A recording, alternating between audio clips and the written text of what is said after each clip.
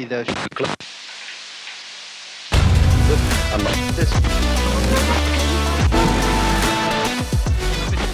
Prevention starts with insight, and the initiative starts right here. The Insight Initiative Podcast. Listen, learn, lead. Hello, everyone, and welcome to episode 3 of the Insight Initiative podcast. Today, we are joined with Dawn and Katie Simmons from the Simmons 3. Thank you for joining us. Thank you for having us. Of course. Now, just to start, can you give us a general census of what project you are leading? So, our story begins on December 17th, 2021. Our family went through a horrible tragedy. My 3 youngest siblings were killed by a drunk driver. My mom was in the crash. She nearly passed away as well, but she survived. And after that horrible tragedy, we decided that we would make it our mission to share our story, share how preventable this was, and just hopefully make the younger generation aware about how serious driving is, how precious life is, and how quickly it can be taken away. So we formed a nonprofit called Simmons 3, and we share our story mostly in South Louisiana, but really we've been all across the United States sharing our story. Hopefully just, like I said, making people aware how precious life is and how quickly it can change. That's amazing. And since the crash, the devastation, how has y'all's view on drunk driving changed? You know, I was always avidly against it, and I will be honest, it started out because I'm scared of jail. I'm not cut out for jail. I like my comfort. So I would have never done that before anyway. But now being on the other side of it, I can honestly say my view has not changed, but I am strongly against it. There's so many ways to get home rather than getting behind the wheel of a car impaired. You can call an Uber, you can call a friend. I mean, there are just so many ways in 2026 that you can get home and not have to choose that path. Because the truth is, once you get behind that wheel, you might make it home. You might not get stopped by a cop. You might not get a DUI. You know, the man who killed my siblings, had he not killed my siblings and he was just pulled over by a cop, that would have been his first DUI. So now that I see truly how devastating it can be, there's just no reason for it. There's no reason for it. And once you do it, you can't go back. It's permanent. Absolutely, yes. What is something you wish people knew about your children before the tragedy? Before the tragedy, they were kids who lived life and lived it to the fullest. They just had so much to give back to the world. They were 15, 17, and 20, and they just had their whole life ahead of them. They were kind. They were just beautiful people whose lives were taken so senselessly and tragically. They had their whole life ahead of them, and they were just so creative, so talented, and we're just a gift to the world. And it's just so sad that because of one decision that their lives were taken from them. Absolutely. And with your project, what is your main mission that you want to try to get to the youth? To increase awareness of drunk driving. In our culture, in our area, a lot of time the thought process is that I just don't want to get caught. I don't want to get a DUI. But we want to change that lens, and the focus should be that I will not do this because I don't want to injure or kill another family. I don't want to be the cause of a family having to deal with such a heartache and tragedy as injuring or killing someone in their family. That is a very, very heavy weight to carry. And the chances are that you could be killed as well. And that needs to be the focus, that you need to make right choices so that you are not the cause of bringing so much pain and heartache to your family as well as another family, that there are just too many other ways to go around this. But, I just want to, really make clear that there is nothing worth drinking and driving. There's nothing worth it. I mean, you once these things are done, you cannot go back and change it. No matter how sorry you are, no matter how much you didn't mean it, when these things happen, they're done. Our crash happened at 9:01. At 9:02, everything that we knew would be changed forever. Our family would never be the same. I will take my last breath as a broken-hearted mama because of a decision that one man made that night. And, it wasn't just Lindy, Christopher, and Cameron who died that night. I can tell you, our whole family died that night because 1/3 of our family was just taken. They were gone. And we have been left with trying to rebuild and, go on as a family with 3 beautiful kids taken away from us. So, decisions have consequences, and we want to help kids make right and good choices. What's your favorite memory with them? Gosh, so many. Lindy, my favorite, just sweetest little memory of her is she was always sitting on my lap. She sat on my lap at 2, 10, 15, 20. It didn't matter to her. She was always come and make her little spot on my lap just to tell me all what was going on in her life. Even coming home from college, first thing she'd do is come sit on my lap. And her daddy would say, "Get off your mama, you too heavy." And I'm like, "Oh, no. Stay right here. Just stay right here." I loved it. It was, I was born to be a mom. Having those 9 kids was and is absolutely the joy of my life. Christopher, we have so many memories with him. We love sports. So I did a lot of baseball throwing in the yard, playing basketball with him. But one of my sweetest memories is he was definitely a mama's boy. And he slept in the bed with me till he was 11. And the most precious memories I have is we would have our little nighttime talks before we would go to sleep. And he would just pour his little heart out to me. He was just such a little sweetheart. And those little pillow talks that we would have are some of the most sweetest memories that I have. And Cameron, she was my baby girl. That child's her laughter truly brought joy into a room. Her laugh was so unique and special to her. I could honestly recognize her laugh out of a crowd of 1,000. And she just brought joy into every room that she went in. You could literally feel the shift in the atmosphere when Cameron walked in. I just have so many memories of her laughing. It was definitely her gift to the world. How have y'all and y'all's family dealt with the closure of all of this, and does the project help? So I didn't realize, this wasn't anything that we planned.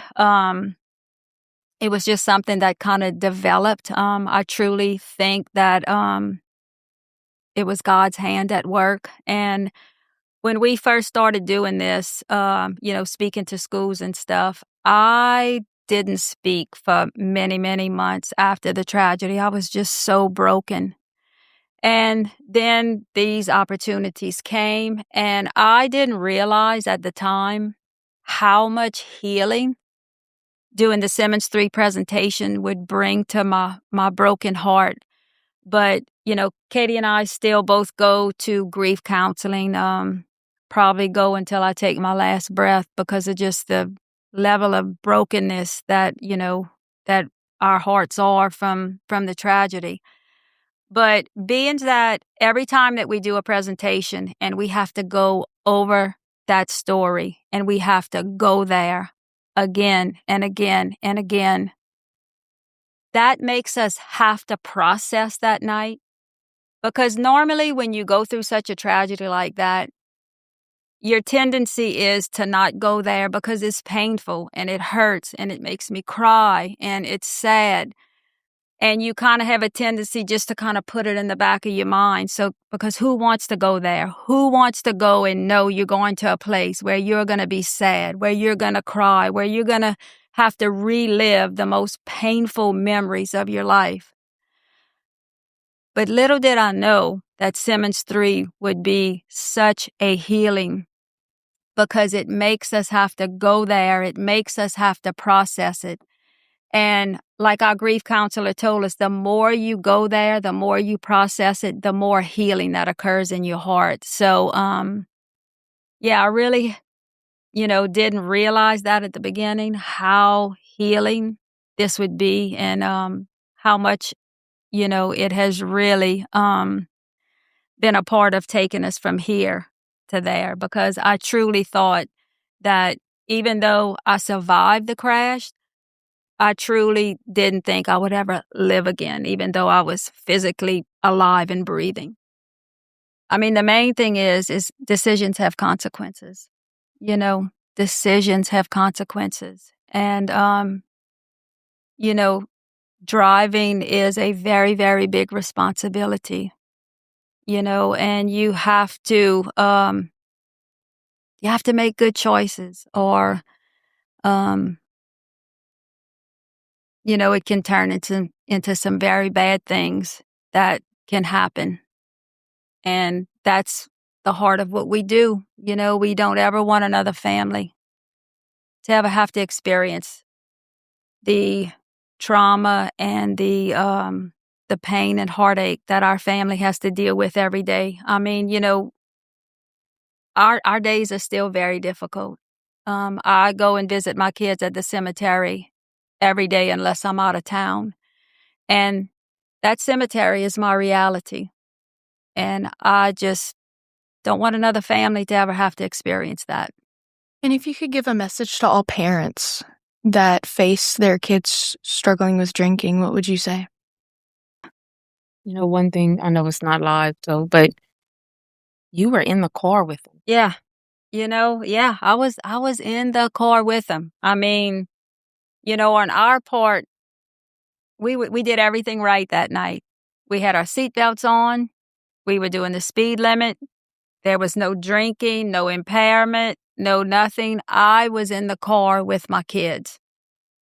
And you still couldn't stop it. I don't have any memory of the crash. I think about it all the time. Like, how didn't I see that coming? I don't know.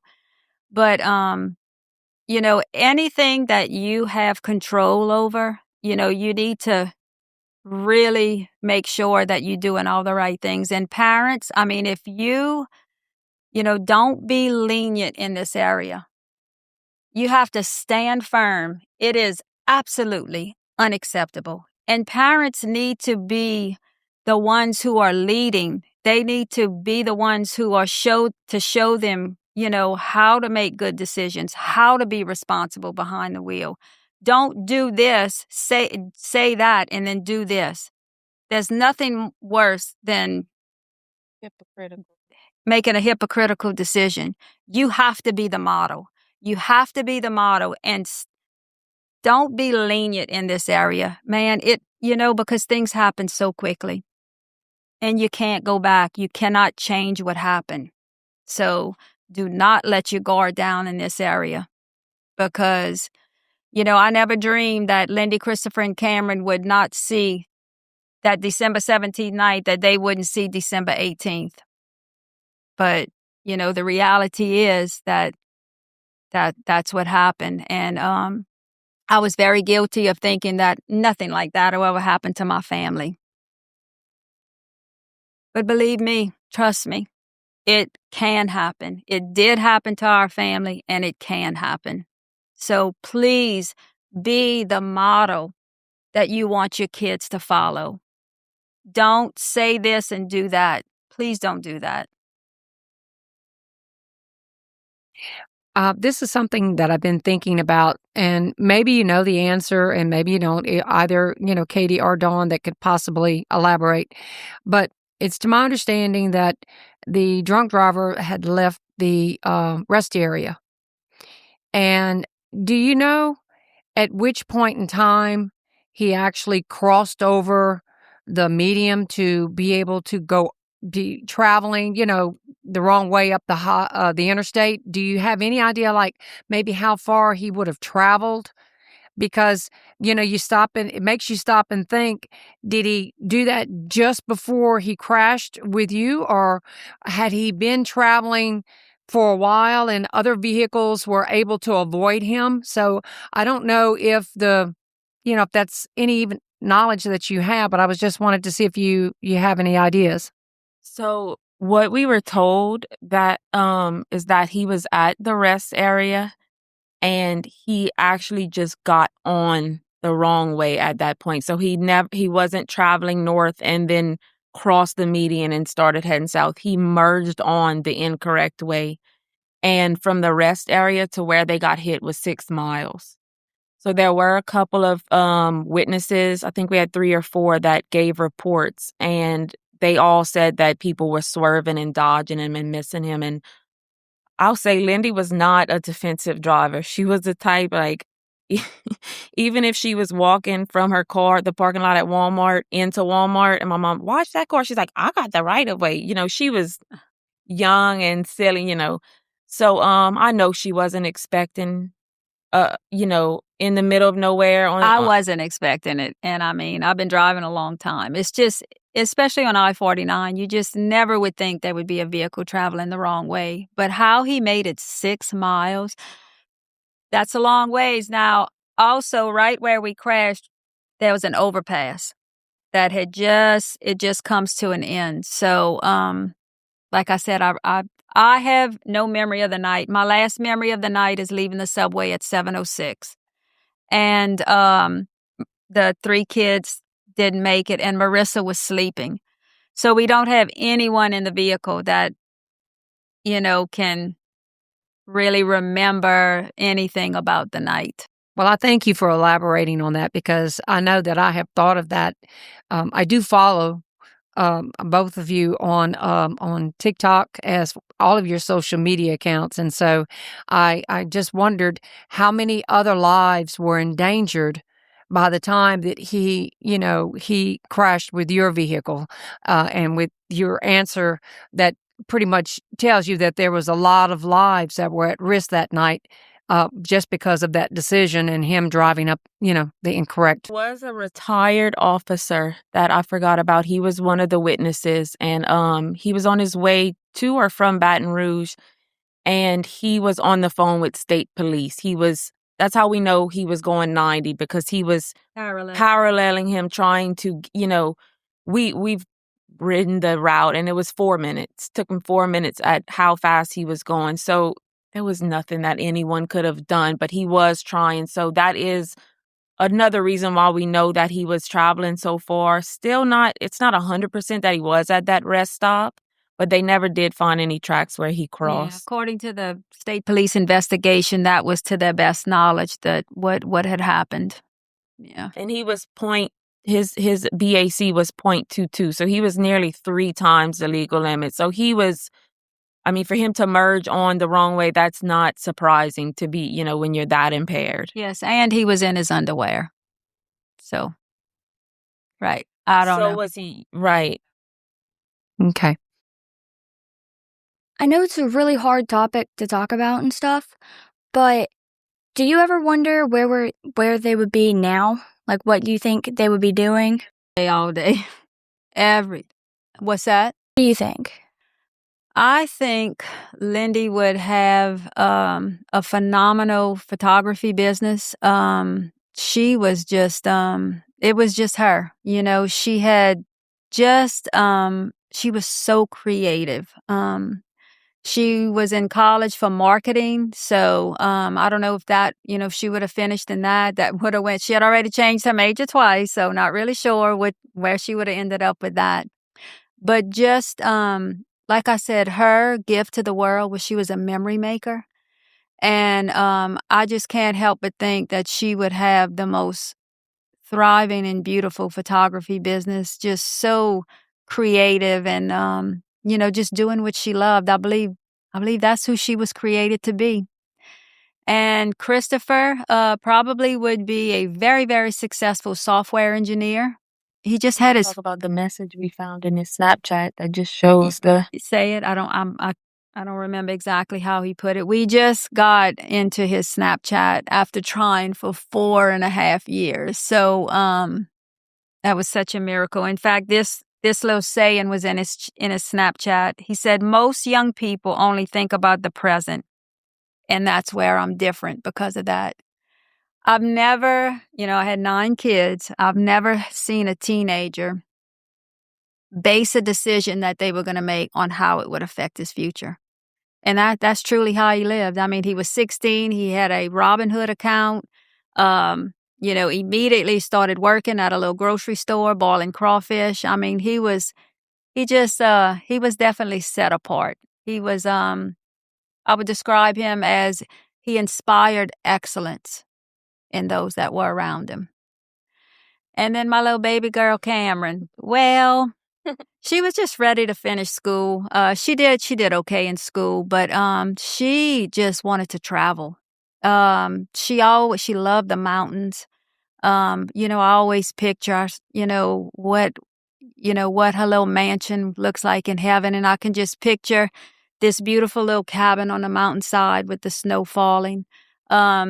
She didn't have a clear indication of what she wanted to do, except for one time we went to visit Katie. Katie worked at home on one of our practice driving days, and she was very much into self-care. She loved the face mask, the hair mask, the eyelash serum, was known for being in the bathroom for hours at a time, because she loved to just soak in the bathtub. And one day we went to visit Katie, and Katie was steaming her face while she was working at her computer. And Cameron's like, "Wait, you get to steam your face while you work?" And she was like, "Okay, I'm being what you are, Katie." So she was young. So I don't have as clear of an indication of what she would have did, but I know she would have definitely lived in a state where they had mountains. They all sound super fun and they looked just like you. They were beautiful, handsome. Everybody was just amazing. One of the most difficult things is the absence of their laughter. My house is a very quiet place now. It's a very different place. And the silence is very, very loud in my home. Their rooms are all still the same. It's just very difficult to pack anything up. I feel like I'm packing them away. So, yeah, they were amazing kids. And funny. A lot of laughter in my house. Did y'all ever hear anything from the man that died down the road? Did y'all ever hear anything from his family? So, I don't think he had any kids. He did have a common law wife. And early on, believe it or not, Dr. Phil and his team were trying to get us on their show. And this was months after the crash. We still we still weren't even, and they wanted, when they first asked us, of course, "Oh, sure, Dr. Phil." So we were going to do it. And then we realized they were getting us to go on the show, and then they were getting the wife to go on the show. And what we think they were going to do was try and make entertainment out of it. And once we kind of got wind of that, and we're like, okay, we're not exploiting these kids for entertainment. So that's what kind of initiated us talking with the wife. And she ended up sending me a message. And I think she lives somewhere in this area because I think the drunk driver's brother might have worked at the casino. But anyways, I think they were from this area, and they said halfway would have been Lafayette, and we were going to maybe meet for coffee. But she started saying how, he had a liver disease and he probably only had one drink. And when I started hearing the excuses, I know myself, I'm feisty. She's nice, I'm not. So I knew that it wouldn't be a good idea for us to meet. So after that, we cut contact, and that was 4 years ago. So we've never heard from them or any. She changed her last name back to her maiden name, so she distanced herself from it too as well. But other than that, no. Is there a way to, if we wanted to support or donate, what would be to what you guys are doing? What would be the best way to do that? Yes, ma'am. We have a nonprofit. It's called Simmons 3. And we also have a website. It's simmons3.com. And on there, they have ways to donate. You can follow our story. One day I'm hoping to post our schedule on there. That way, if we're in the area, people will know. But on our website, simmons3.com. Miss Dawn, I wanted to know, can you talk to us about your recovery? Like, that's a lot. So, your medical recovery and everything from that. As I look back, the physical recovery never resonated with me. Like, my heart was so broken that I just, I was in a wheelchair for, I think, 3 months, followed by about 9 months of physical therapy. And, I just went through the routines of everything.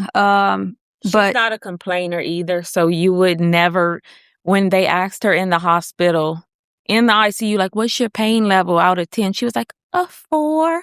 And my sister-in-law, who's in the medical field, was like, both your legs are broken. So it's a lot worse than she.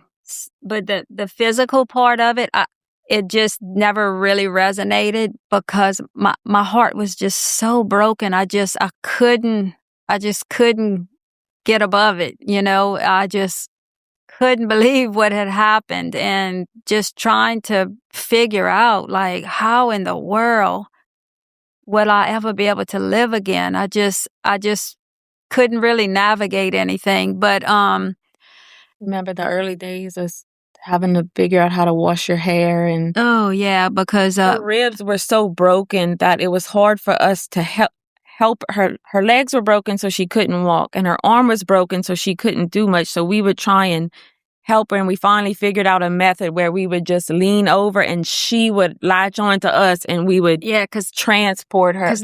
Like, everything was just broken. I was just broken from here to my feet, and it was we made it work though. But to say that I really remember, like, a lot of difficulty with I mean, it was what it was, but my heart was just too broken. I couldn't get out of the heartache, to even really concentrate on the physical stuff. I just did what I had to do to get from here to there. Katie would come and wash my hair, and just she stood by my side. I mean, and still to this day is by my side. She truly is my rock. I could never ever repay her for all what she's done. Back to her injuries, both of her carotid arteries were torn, and one of them, while she was in the ICU, they didn't repair it. They needed to repair both, but one of them was too high up that they couldn't operate, and she was too critical to operate on the left side while she was in ICU. So 2 months later, she was planning to have a surgery to fix it. But, being that we had lost so much, we really wanted a second opinion. The doctor that she had was amazing. We love him. But just like, we couldn't take another loss. So we went to another surgeon just to make sure. And we said, well, how many injuries like this have you successfully operated on? And he said, I've only ever seen one survive a carotid artery laceration. It's usually not survivable. So she was so close to going with him. And so you can still kind of see her score. He did such a good job. But I think February 1st or 2nd. Second. It was 2/2/22. 2/2/22. She had her first surgery on her carotid artery, and it was successful. And so now just once a year, she has to monitor. She has to go and do a scan with dye and just make sure everything's good. She's on blood thinners. for the rest of her life. So I mean, a lot of things. Her legs will hurt sometimes, but you won't know that from her. I have followed you guys, from the beginning, and I want to note that the thing that you guys, I know you're facing unimaginable grief, but the thing that you guys have done really well at is keeping their personalities all alive. And I mean, I feel like I know them all. And I just want to know what you guys think they would think about their awareness spreading as big as they have. I mean, Lindy got a Kendra Scott necklace. I mean, they have done awesome things, from beyond. So I just want to know what you guys think they would think. Lindy would be like, "Yes, girl. Yes. Yes. Bring on the attention." Christopher would probably want to go hide in another room. And Cameron, what you think? I think she'd have kind of got on board after a while, but Lindy was the one. Lindy was definitely the queen. But yeah, it's just really crazy, And a lot of the way that people know them is due to Lindy, just from all the things she captured. And we just got into Christopher's Snapchat, and I'm seeing some comments like, "You're invading his privacy," but I kind of look at it like, even though they passed away, their work isn't done. And the world needs to know them. They need to hear this story. So I might just be a big sister infringing on his privacy, but I don't care, Christopher. Sorry. I mean, I've cried with you guys. I've laughed with you guys, and I knew what you guys would say. I knew that Lindy would be showstopper there. I knew that Kendra Scott. Yeah. But the fact that she got a Kendra Scott, I just know she was eating that up. Oh, so I just wanted what? to say you guys are doing a good job of keeping their personalities alive. I mean, I feel like I know that, them, and that's something I strive to do. I watch you, Katie, pretty much every day. Oh, so, I mean, thank you. I feel like I do know them, but you guys have really done well at That is keeping my their biggest personalities goal. alive and I can tell you, and doing well with that. from the beginning, I was still in the hospital, and like I said, my heart's cry, and I didn't know what this meant. I didn't know what it looked like, but I said, "Katie, please don't let people forget him. Like, just please don't let people forget him." And wow. Yeah, I don't know how we got here some days, because I mean, if you would look at my social media before the wreck, I think I had one video of my little boy throwing an egg. It was like a trend. So be prepared to be sick of Christopher, because I'm about to share. Well, that was a good question. So, if you or anyone else in the vehicle were aware of the drunk driver coming, do you feel like it would have gone differently, or the crash would have been avoided? So hard to say. Probably not, because you just don't think of vehicles coming head on. And, just think about this. It was a Friday night. It was the Friday before Christmas. It was a busy night on that interstate. And,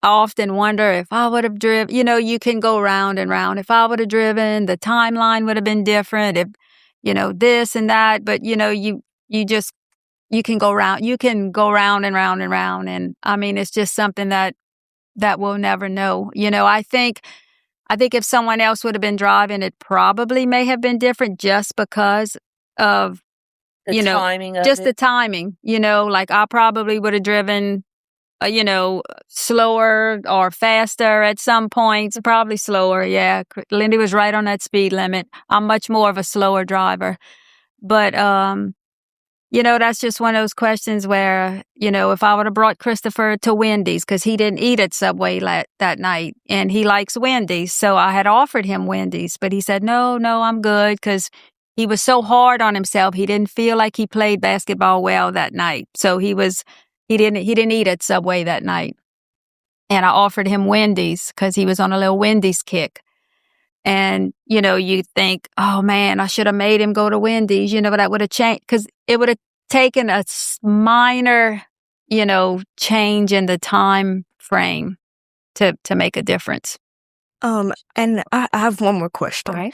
So you said that Christopher, he was fine before he died. He was talking. So do you think that maybe the fact that he didn't eat anything, do you think that could have been a cause?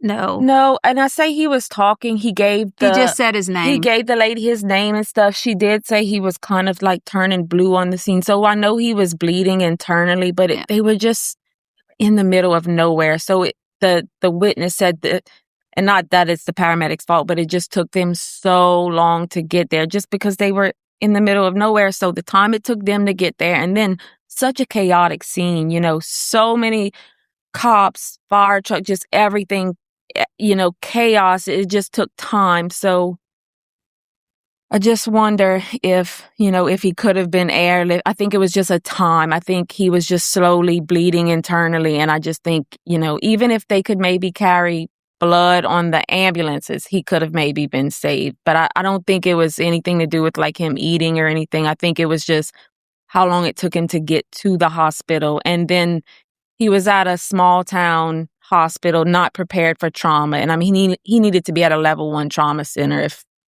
we could have had our way, maybe to like New Orleans or something like that. But, we kind of went round and round. We've done all the what ifs and stuff like that. It took us a while, but we finally kind of just accepted. And not too often we have to go around the what ifs. I would like to finalize with one final question from a driver's ed perspective. Do you know if y'all were in the left lane or the right lane when the crash happened? Very good question. Actually, we were in the left lane, and that is one of the things that you guys really need, to pay attention to, because my husband had just came from a safety class. He works at Clico, a utility company. Well, he's retired now. But the state troopers that would go and do the safety meeting would always say, left lane is for passing only, especially if you're going to go over an overpass. Always get in that right lane, because if someone is coming at you head on, they're going to be in your left lane. He thought he was on the right side of the road in the right lane, and I think what saved my life is Lindy was getting ready to merge into the right lane, because the front passenger tire was on the center line. Was on the line. So, but there were, the state troopers from their investigation, there was no like sudden turns or anything. So I think she was in the middle of She probably saw him, was like, oh, not thinking how quickly everything was going to happen. Yeah, but the lane that you're in, really and truly, the left lane is only for just pass and get back in that right lane, because if someone is coming the wrong way, they're most likely going to be in that. They're going to be in that lane. So it's definitely something. That's a great question. Thank you so much for sharing your story with us and being with us today. So we really appreciate it. Really enjoyed it.